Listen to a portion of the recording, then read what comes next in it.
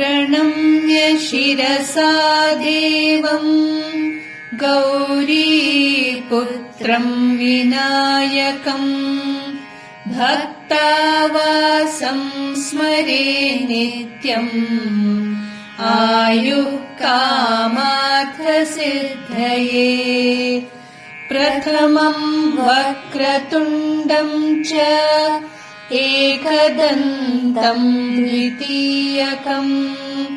तृतीयम् कृष्णपिङ्गाक्षम्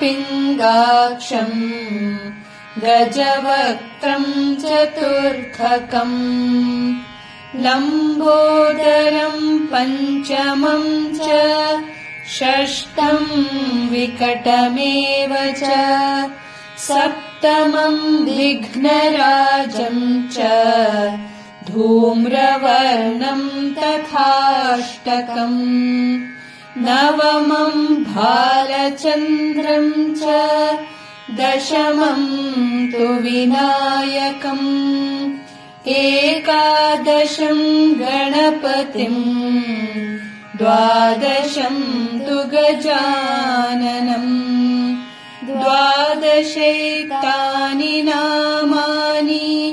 त्रिसन्ध्यम् यः पठेन्नरः न च विघ्नभयम् तस्य सर्वसिद्धिकरम्